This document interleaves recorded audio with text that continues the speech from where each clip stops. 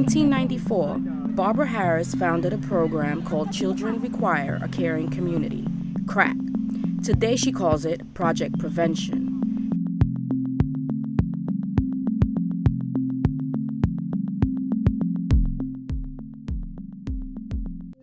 This program focuses on drug-using women and offers them $300 to get sterilized or use certain forms of long-acting birth control. Our concern is that this program spreads misinformation and prejudice.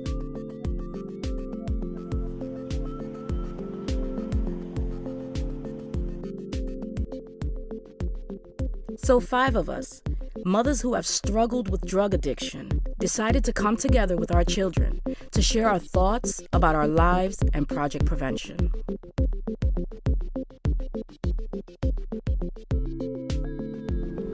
We can't parent, we shouldn't have any rights. Bad mothers. That we are lazy, that we are non-educated. That we're irredeemable, that we can never change. We're worthless.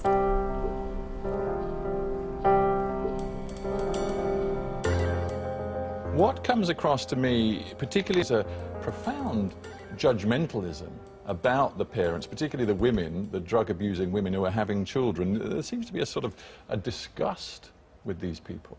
In the beginning, that was what it was. Have you changed that? Because in 1998, when you told Marie Claire magazine, we don't allow dogs to breed, we spay them. They don't just have 1 and 2 babies, they have litters. Your stance suggests, rather, that there is a portion of the population that is not worthy of reproducing.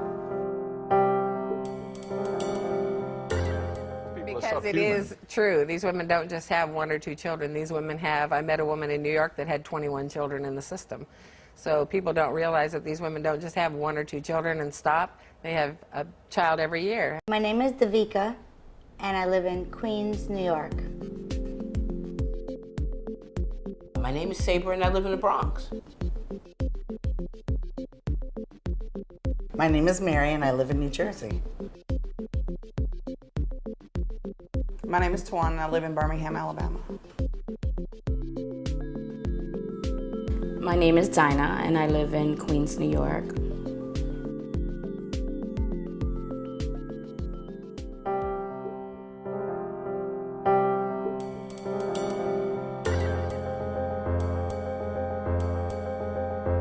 I know for a fact that it damages babies because I've known the children who have feeding tubes in their stomachs, tubes to breathe with. So it does damage their children. The stereotypes that people have been saying are not really true. It's all just hype from the media. None of it, I think, it's research-based. My babies are not damaged at all. I was exposed to drugs, and I'm in honors, and my brother, he's a gifted child. I came out pretty smart, and well, I may be a little short than everybody. 14 going into high school, very short, yeah. I'm fine, and I know my brothers are fine. My oldest brother graduated the highest in his class, and you know what I'm saying? We're all good. And I turned out fine. I don't have any health problems. I go to college now in Oregon. I love proving people wrong that there's such thing as crack babies, because look at me. I mean, there's nothing wrong with me. The only thing that's really wrong, what do you call it? You have pink hair.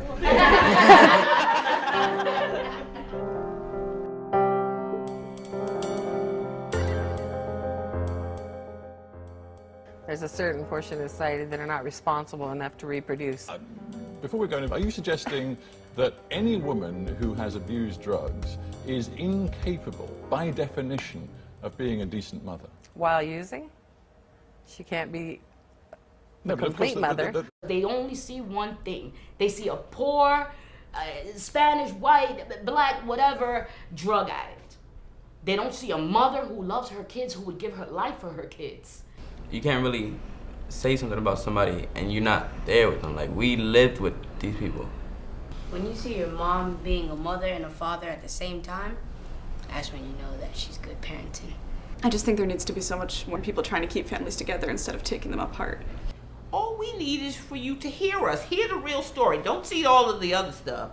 hear the story. I continued being the PTA president. I continued to volunteer in the school district, even though I was using drugs. I think we've all made mistakes. Yes, most definitely we've made mistakes. But even not using drugs, I make mistakes. I'm human. I will make mistakes until the day I die. It's not about the women. People need to understand that this is not about women to me. It's about children. These women, it's their choice to use drugs, but the babies don't have a choice. And when you do not care about the mother, there's absolutely no way possible for you to care about that child. And Barbara Harris has said it over and over again. I don't care about them.